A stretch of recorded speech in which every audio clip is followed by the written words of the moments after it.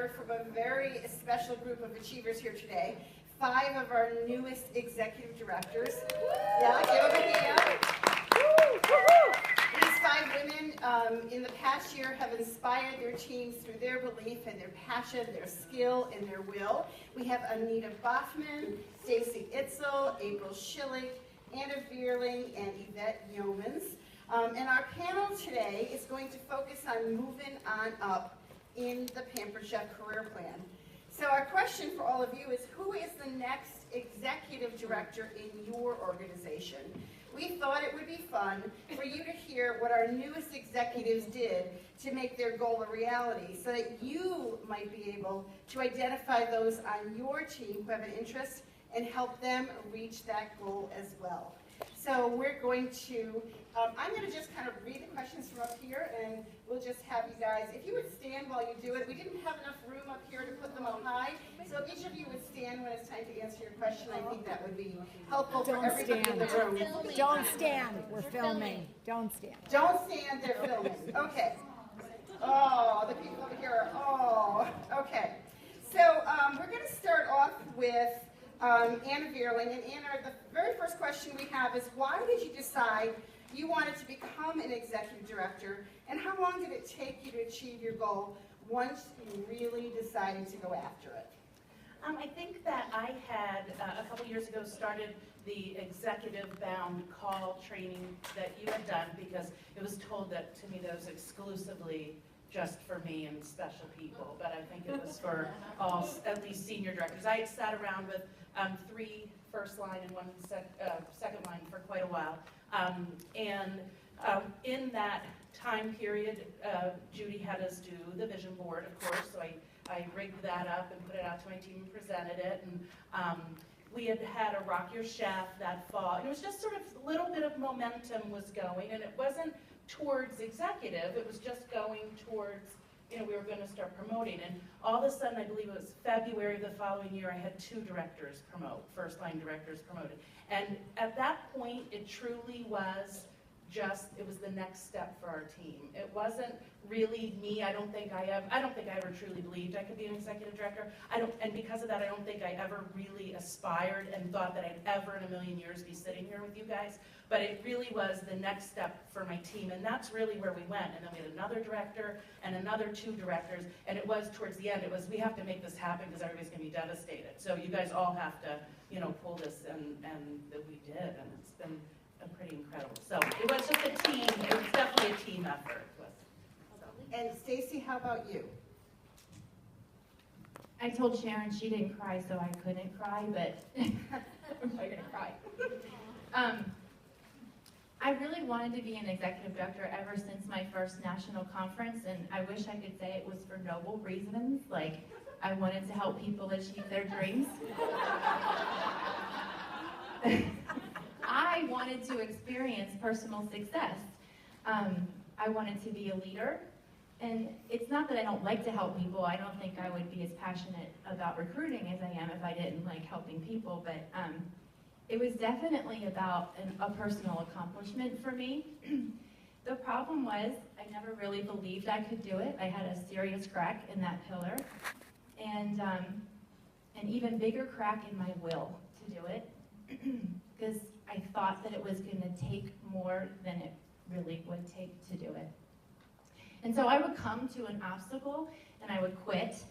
I would give up on the people that I was working with, and I would give up on myself. And when I worked with Judy, I just would say to her all the time, you can't let me quit on myself.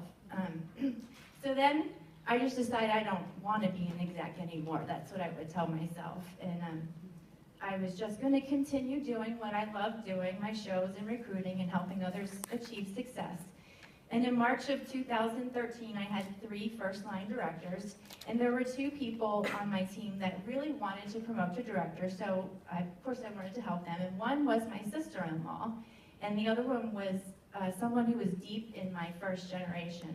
And so I just started working with them, and they both promoted to June, which then promoted us to a senior director team. But I still wasn't ready to commit to being an executive director. And most of you know my story, but I'll just give you a quick little thing. We have 4 biological children, and my youngest was 10 at the time. And on July 19th of 2013, so just 19 days later, I brought home a 5-month-old baby, unplanned and unexpected. And on September 10th, we began the adoption proceedings.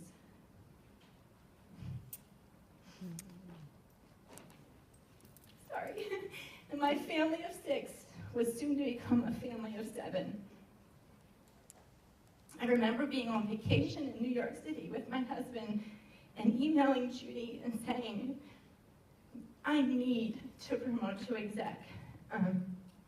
I need to build a strong leadership team so I don't have to do it all by myself anymore. I can't say that I believed that I could do it, but I really believed that I had to do it, and I finally had the will to do it. So 2 months later, in November, we met qualifications, and then we did it again in December. And we went from an advanced director team to an executive team in 6 months. And I want to tell you this next part because I know part of this is because we're all supposed to be looking for people to help get to executive. On January 1st, I froze. I was scared to death of my new title and what I was supposed to do, and I was paralyzed really for a long time. And we all know 2014 was a rough year. And in the fall, like right after National Conference, I was completely burnt out trying to do everything to keep what I had worked to get. Oh my gosh, I'm shaking so bad.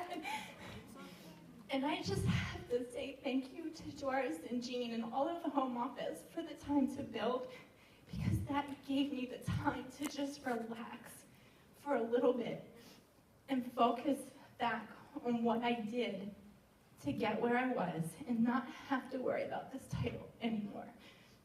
And I'm so much better today for that. So thank you for that.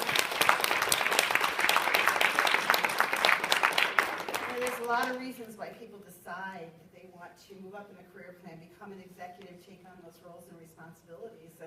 And there's a lot of things going on in the background that sometimes freezes people and sometimes propels them to success. And I think as leaders who are helping others do that, it's important to hear this so that you understand what is going on. We don't all think and react the same way with the same situations. With our next question, we're going to begin with April Schilling. April, how did you make the goal, when you made the decision to really move towards the executive team status, how did you make the goal come alive for your team? And did you believe what were the key elements that you used to really keep that alive for all of them? Well, I began my first executive bound program in the spring of 2013 as an advanced director. And one of our first assignments was to create a vision board to be an executive team. And I'd heard this concept many times and always struggled with it, much like Sharon did, because it seemed so self-serving to ask everyone on my team to get on board with my vision to be an executive director. So we started the calls, and one of our first real assignments was the vision board. My whole view of this changed once it was explained in detail by Judy Joel. I was given the exact words on how to specifically present the vision board on one of the calls. Once it became clear to me that I could create a vision that included everyone in our organization, I was able to take ownership to create a vision board. Every time I presented the vision board at a team meeting or a whole organizational meeting, I'm still moved how we truly change lives every day by what we do and what we have to offer. The vision board is out at every meeting. Even if I'm not doing a vision board presentation, it's always out at my team meetings. And definitely at every whole organizational meeting. I use the vision board when we do whole team functions to launch our Step Up programs and encourage everyone to be a part of our amazing leader team that they see on the vision board. It serves to recognize our current director team and ask others to be a part of what we have to offer. The vision board has had such a powerful impact within my organization. I felt it was important that my upper level directors implement one for their teams. So I asked them to participate in a conference call, and we went over the how and the why of it, and I asked them how they felt, and it was a three-way call and asked them their ideas to make it their own. Once they were done with that, then I asked them to share that on our director Facebook page, and then I encouraged everyone else to also create a vision board. Once I was asked by Judy to speak on the panel, I went onto my director Facebook page and I said to them, I hope when you do your January Back to Business meeting, or at least your February Spring Launch meeting, that vision board needs to be out there so you can create the vision of what 2015 looks like for your organization. In closing, I want to say how important a vision board is, but that in and of itself really wasn't enough for me. I needed the precise wording from Judy Joel to set it up. And I have that written down, and when Judy presents it on an executive bound call, it's just perfect. Everything from what she says to the way she pauses to let everything she says sink in. Yeah, there's so much power in the pause of what you say to allow that to sink in while you're speaking to your organization.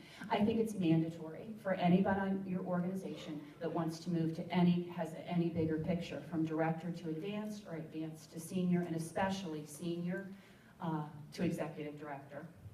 So, thank you. April, I have to tell you that, first of all, thank you. But You're welcome. I have to say that you were the one who made this happen, without a doubt. You took it, you ran with it, you made it your own, and you shared it. And I think sharing that vision and what the Pampered Chef can mean for different people in their lives really is what helped you help your team see what was possible. So Yvette, I would love you to answer the same question. How did you keep it alive in your organization? There were 3 parts. One was the vision board, and like you've heard from everybody so far, I was hesitant to do it. And what made the biggest difference for my organization, though, was when I created the house analogy, that owning or promoting to director is like owning your own home. And you move out of the house of the person who recruited you, and you have your own home. And you move into 1st Street, or 2nd Street, or 3rd Street. And I created this whole vision of a development. And that the mortgage to keep your home was a $5,000 mortgage. And it didn't matter how it was paid, but it had to be paid. And there were some structures to it, but it had to be paid. And when I presented that at one of our team meetings, it was February of last year, I literally saw the light bulbs go off in their heads. Like, oh, that's what it means to promote to a director. And that's what it looks like when we're an executive team. And I painted a picture of what it meant for us and for them when I received a title of executive director. And when I became the leader, what I could bring to them. And so that was the first part. The second part, I have to look at my notes because I forget. One of the other things that I did was I said, you may not want your own home, but we need your support because we want to get there. Because our promotion is going to make a difference for you. And I told them the story of the geese and how geese fly in a V formation and they hump to support one another. And that if someone falls, if a goose falls to the ground, there are others that go and make sure that it rises back up into the fold. And that we were a team. And what came out of that was totally on their doing was the honking.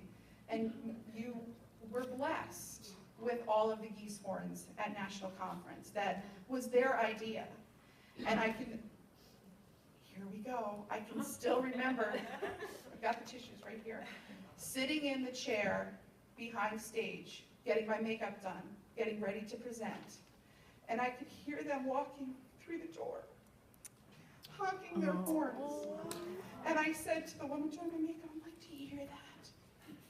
She said, what? I said, those goose horns, that's my team. And it was awesome, awesome, awesome. And the third piece was our Facebook page. We make a big deal about going green in our organization. And so I found every green picture I could. Green houses, green shoes, green dresses, green flowers, green frogs, green whatever. And so when people went green, green pictures went up. When teams went green, green pictures went up. And as they were promoting, I would say we have, and every team had a team name.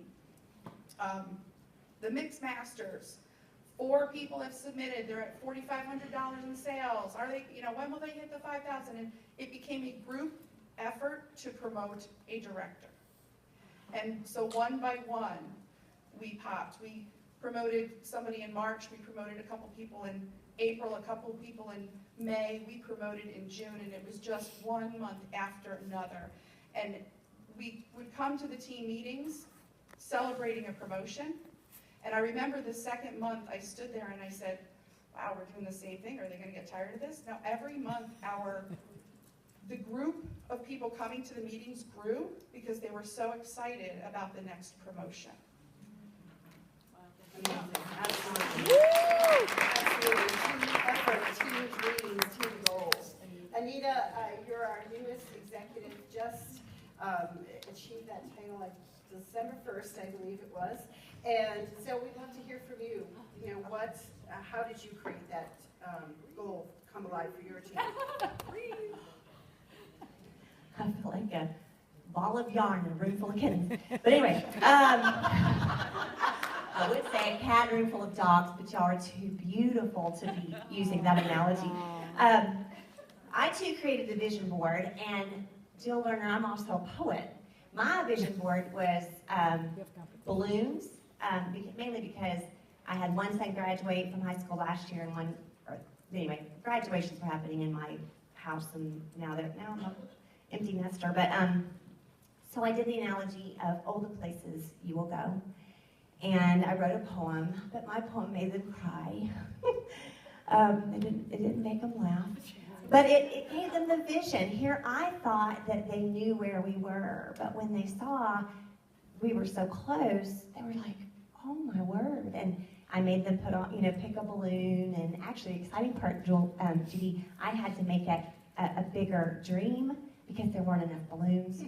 So they were not happy there weren't enough balloons. So it's now not an executive bound board anymore. Now it's a National Executive Director on board. So excited. But then at conference, I heard Yvette share the story of the geese. And Yvette, I didn't hear the story all the way. I just kept hearing teamwork. That's what I kept hearing. And I'm going, teamwork.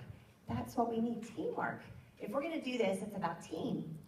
And Judy had been saying that all along, which is why I did the vision board. But she said that. I went home, read the goose story, bawled like a baby. And I was just getting ready to start a fast track to director program, aka destination director. And on our first call, we talked about how you're going to get there. Of course, you need the bookings. And so our first assignment was going to be a booking splits the week after. And I said, you know what? We're going to do something a little different. And I read the story of the geese. And they were just boo-hooing. I could hear them. And I'm like, are you guys still there? I said, yeah, we just can't stop crying. I said, well, here's what we're going to do this week. This is not a competition. We are not competing with each other. We are going to spur each other on toward greatness. No longer is it about, I'm doing, number one in sales. Good for you, that's fantastic. But we're going to honk her on, but everybody else too, for what they accomplish. And I said, I have no idea what possessed me. I said, this week I've created a little email chat group, not a Facebook message group. You can name it, and I named it Hong Kong. And I said, so all this week, every time you get a booking, put on there when you get a booking. And everybody had better honk each other on. You can't just sit back and not do anything. Well, these girls and guys went crazy. I thought they went crazy. They were honking day and night. I mean, obviously I didn't stay up all night, but I'd get up in the morning and go, you guys, this is crazy. 2 in the morning, this is just nuts. But they would honk each other on. But the thing that moved me more than anything was when I saw a post after the fact, and this consultant had put on there just 2 words, I'm scared. And before I'd had a chance to say anything, they were all, why are you scared? What's going on? And she said, I'm sitting here at Walmart, I'm trying to do this pass out the mini catalog thing that Anita challenged us to do this week, and I am terrified. And they were like, honk, honk, Rhonda, you can do this. And they were going nuts. And the next thing I knew, she's like, guess what? I talked to one, and she's going to book a show. And you know what happened? What was exciting for me to see was that my team was encouraging each other on to get this dream to happen. It just blows my mind.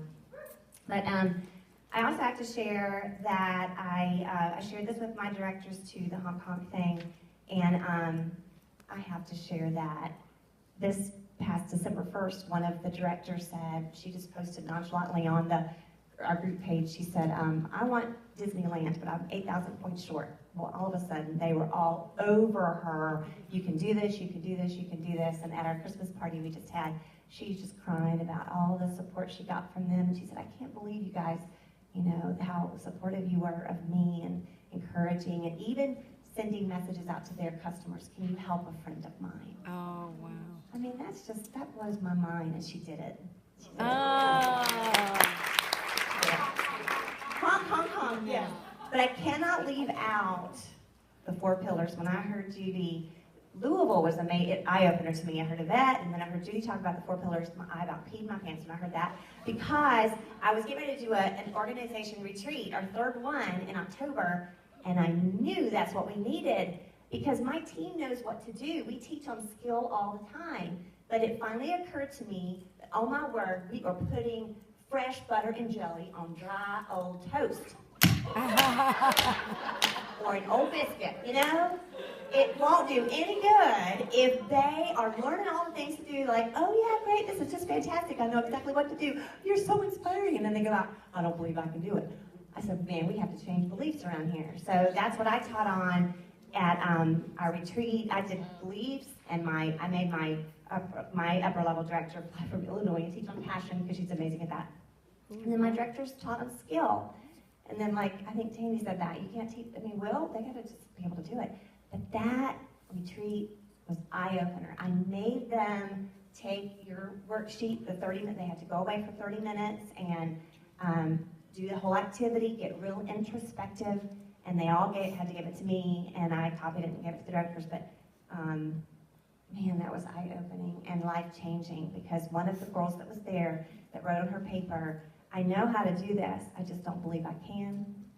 And then, so I called her, and we talked a lot, and I want you to know, the very next month, this consistent for years of only doing $200 a month, one show, she did $2,000.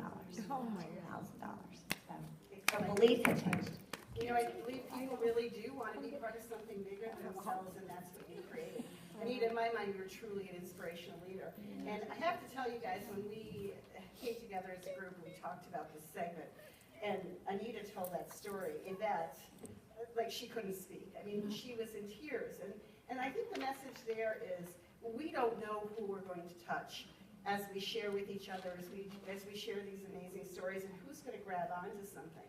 And I think the impact that Yvette had on you at National Conference is part of what helped you propel you to the success you've had. So that's an exciting thing to feel for you as well as for you. So wonderful. Anita, while you have the mic, let's go to the next question.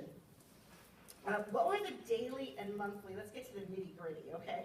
What were the daily and monthly activities that you believe created the success that you had for you and your team? So you created the vision, you got them excited, you pulled them together as a team.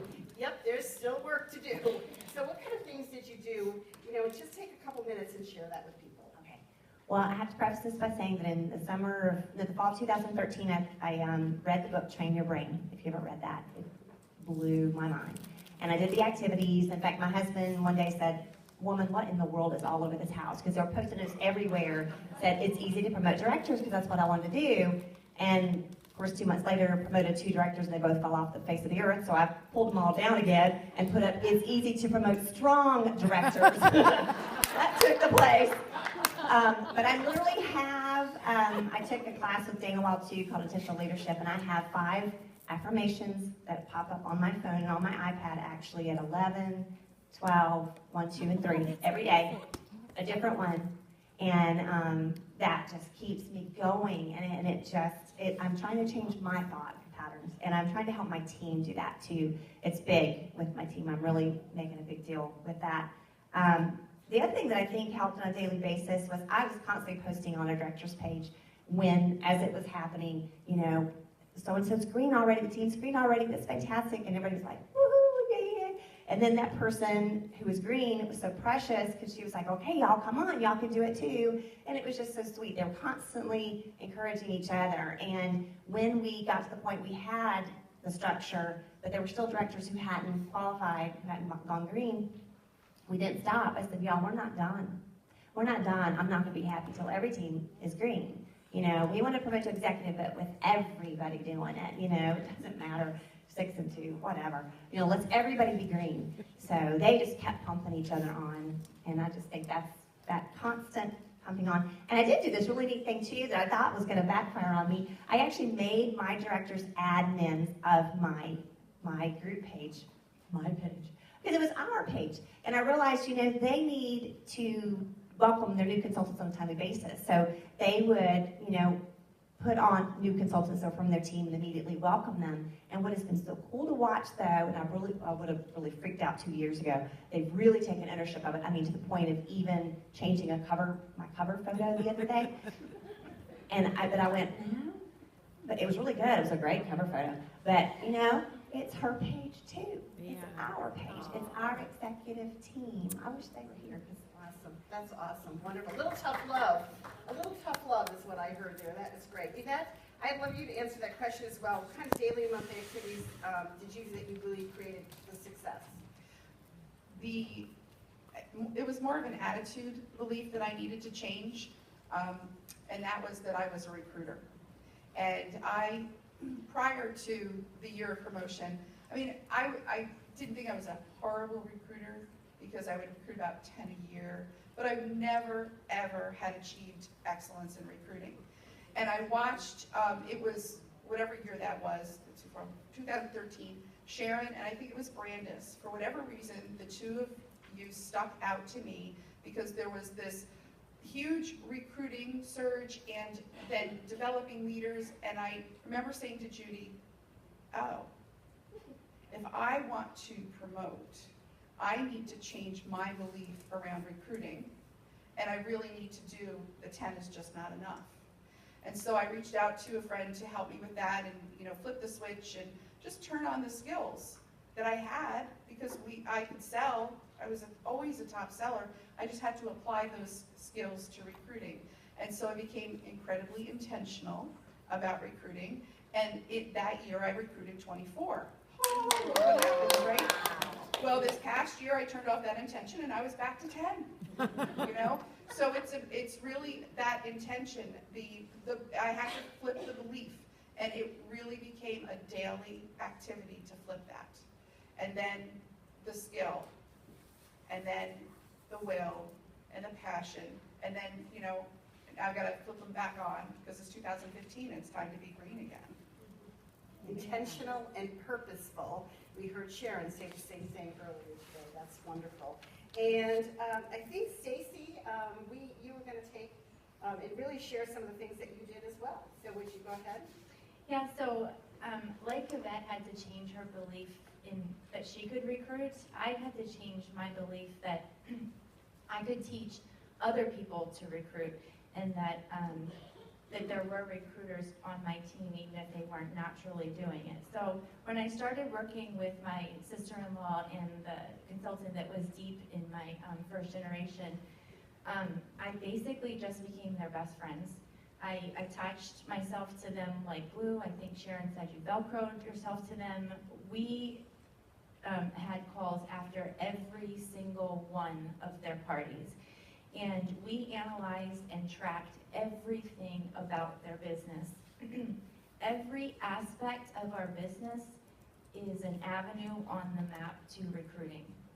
So I took the tracking sheet that Home Office has for us. I believe it's in the Destination Director program right now. And I added 2 columns to it. So we talked about, we tracked when their shows were scheduled.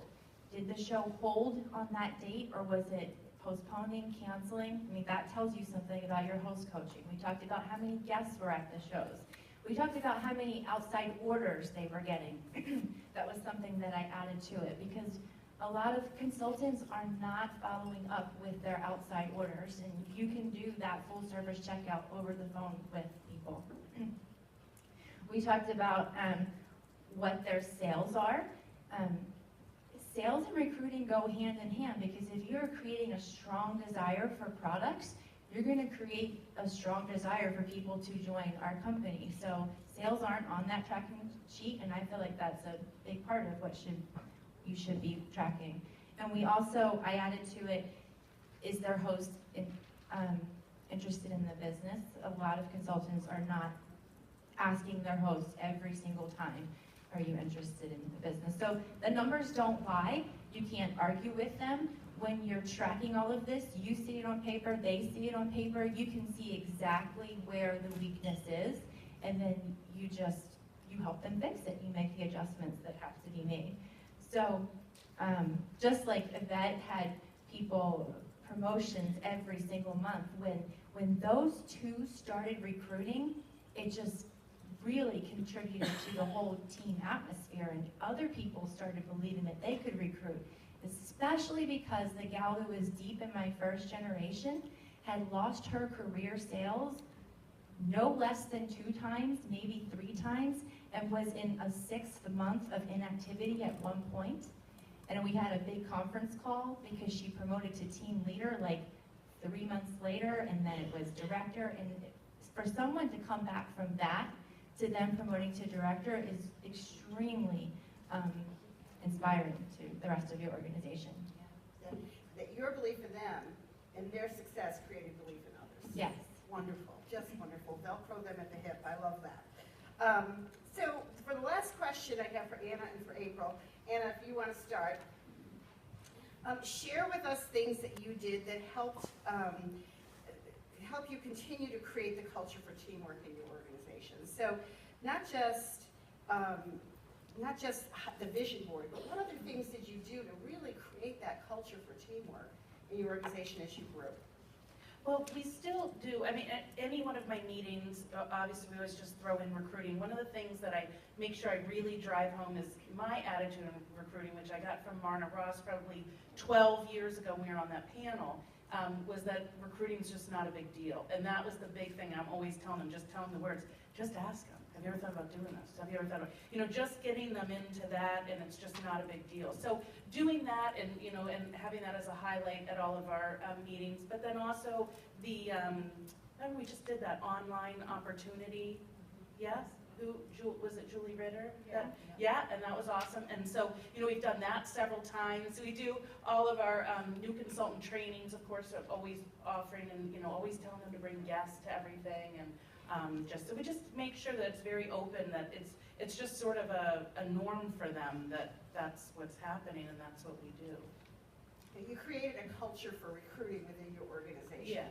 Talk to me about the recruiting goal. You talked to me a little bit about that on the phone, that you created a recruiting goal for your team and you tracked their results. Oh, the freezer paper. We have the freezer paper that I have. Someone had that idea and hang it up. And it's funny because I have a director on my team that did this one year, and I'll just review if nobody knows what it is, but she did it one year and they met their goal, did not do it the following year, and her recruiting was way down, so she's back on. But we just, as a team at the beginning of the year, I say, okay, we did this X amount of recruits last year, where do we want to be? And I think this past year, that it was like, for our first line, it was going to be like 66 people or something, which was 25% above what it was the year before, and they were 3/4 of the way there by June, I think. So, just having that, and so what's fun about that too is then we write down all the new consultants' names. So new consultants that come in, they come to every meeting, they see their names up there as part of meeting the goal, and everybody likes them. And don't you know, if somebody misses on the list or somebody's,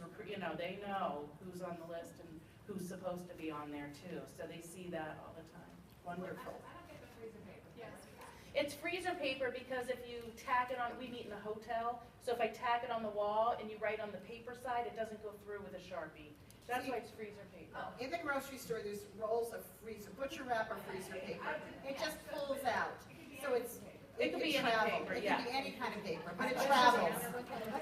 It rolls off. Pull it up. It's just like a long list. So it becomes a scroll. They roll, yes, and it rolls it up. So every month I just roll it back up, I pull it up, and we add. Yes, it's all the new consultants. And I'll change it by color by month too. So all the January new consultants were red, and then you'd see like blue, and those would have been anybody in February. And so it's very colorful by the end of the year. Awesome. April, how about you? One of the things that I've done is I've really tried to create strong bonds within our director team.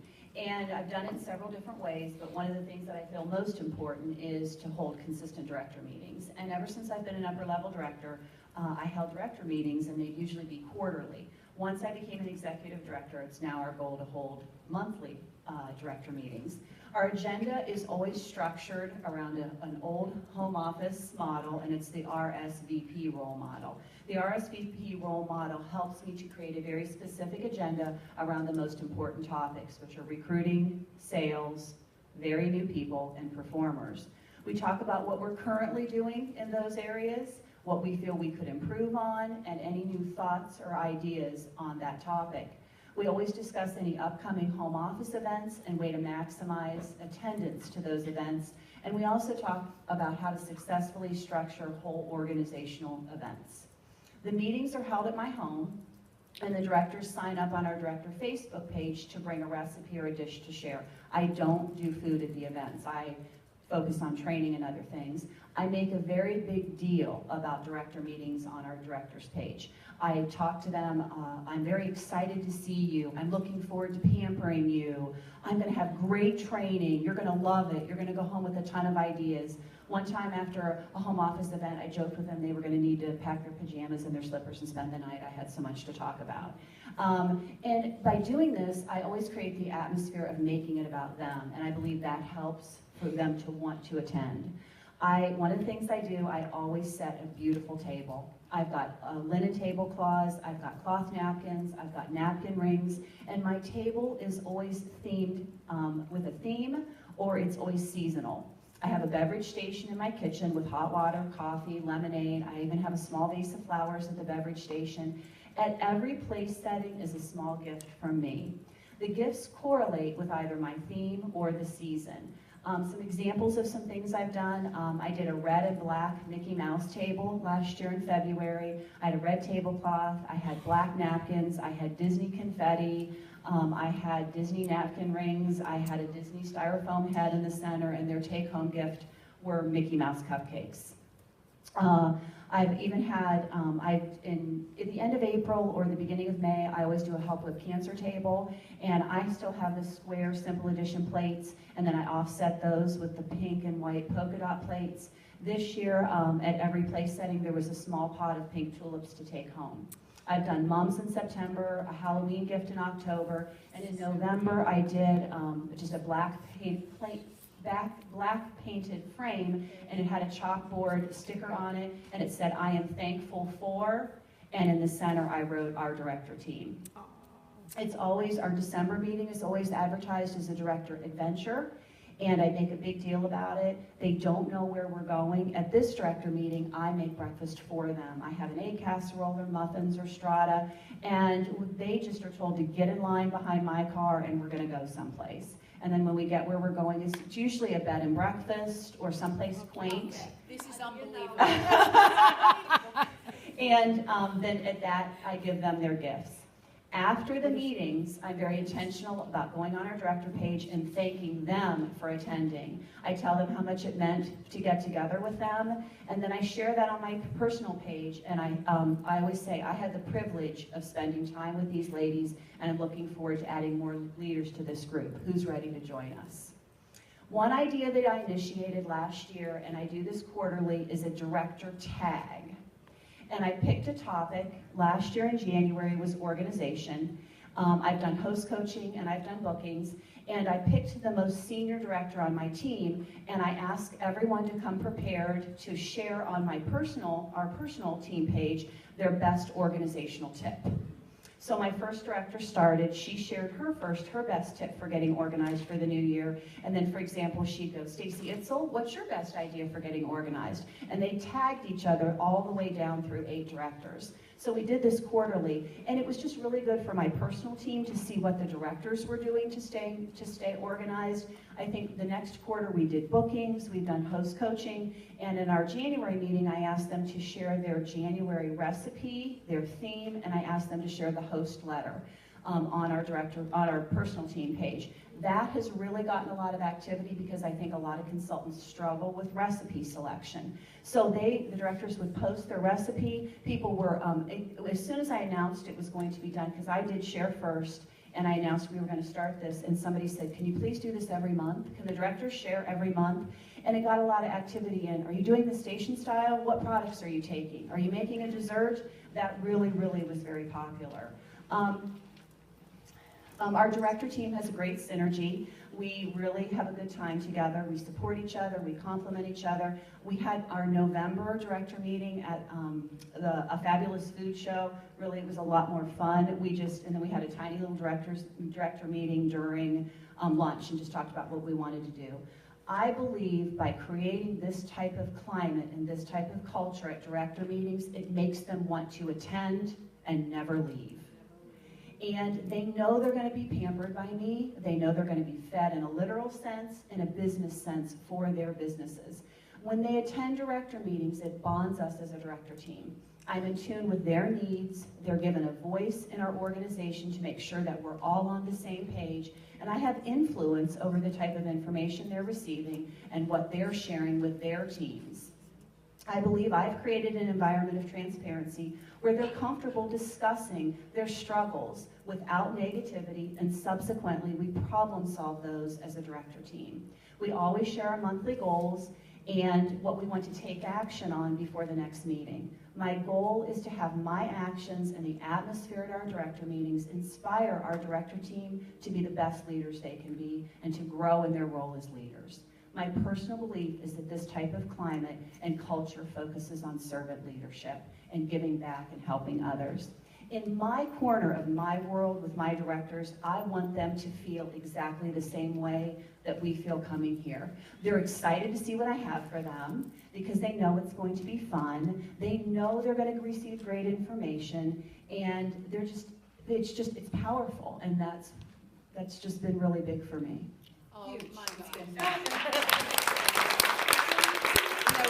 What's happened is she's created a culture for those directors on that team can't even imagine. They're a family, and they can't imagine being part of that group because she's made them feel so special. And she's done it simply and easily, really, not spending a lot of money, not rewarding them for what they've done, what they've already been rewarded for, but instead just giving them that feeling of self-worth and appreciation and feeling special. I think, I absolutely love what every single one of you have had to share here today.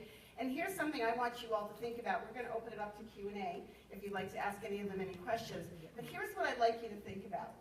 How many of you in this room today would like to re-promote yourself as an executive leader in the company?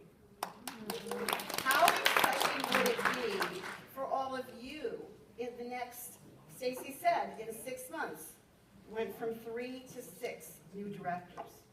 How exciting would it be for all of you today to, in your organization, in your first generation of directors, which is basically what has happened here, to go from where you are today and add 3 new directors to that first generation.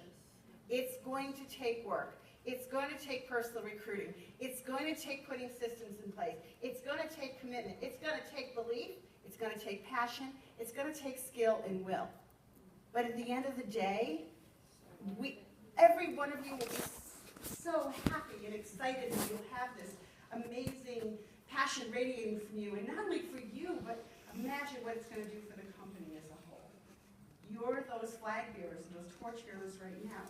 So this that we did here today was to help you help others want to promote to executive. But my question to you is today, why not you? Why not every single one of you in this room set a goal to promote 2, 3, 4 new directors from your organization? Because if you follow the lead of these 5 women, you can do the same thing. There is no magic here. There is belief, passion, skill, and will. And so, anybody have any questions for our incredible leaders here? We need the mic. We need the mic. Here. You need the mic. We're Sharon right here. I don't have a question, but I just want to say this was the most inspiring, amazing segment. You girls are incredible. Incredible. Awesome. I agree. It was great. Yahoo! Okay.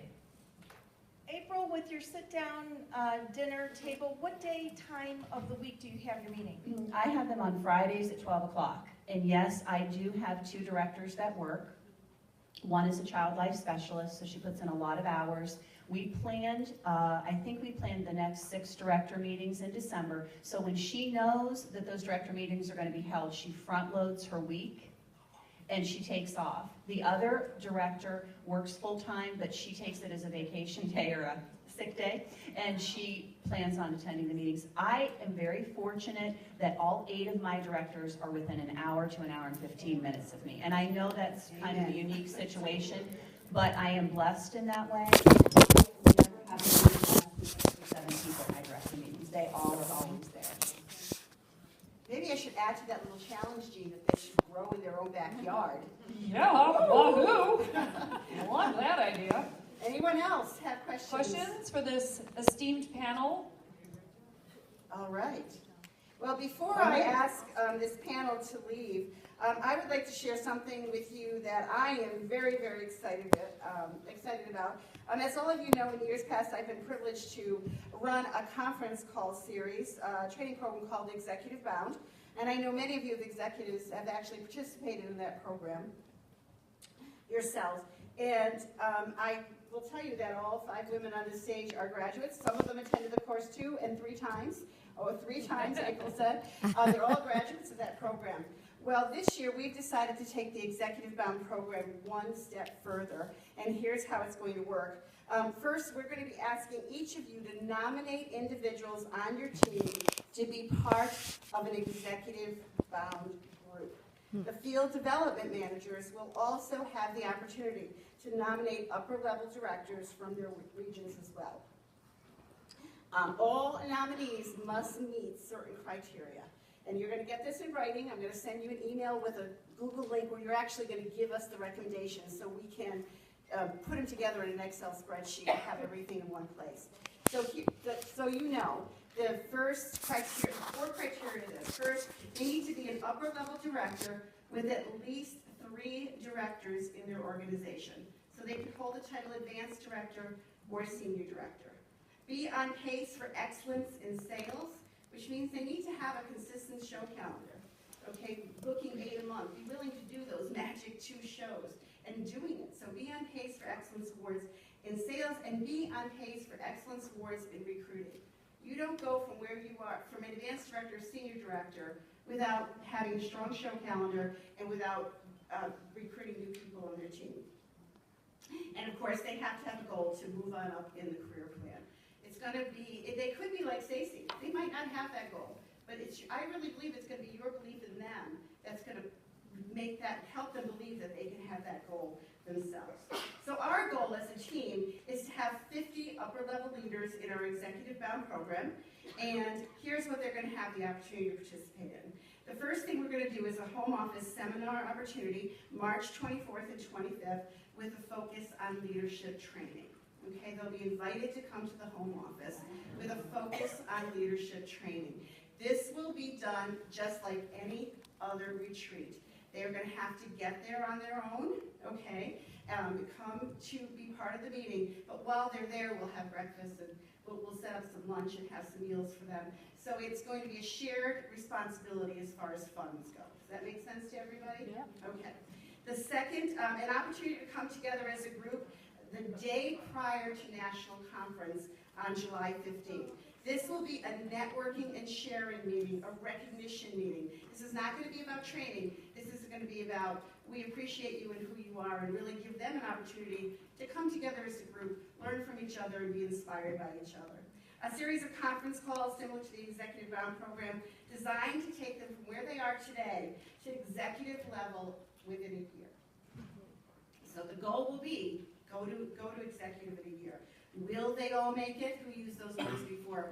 Sharon, will they all make it? No, they won't all make it. But of the 50, my personal goal is that 10 will promote to executive status this year. And I believe the other 40 that are in that program are going to grow and have stronger businesses because they work hard at it, okay? And finally, there'll be personal coaching involved as well. And this will be done in partnership with the other FDMs and with all of you, okay? I'm going to be very clear on this. You're not sending us your people. We're going to be working together in partnership to work with those people to help them develop to executives. Sound good? Are you guys excited about this?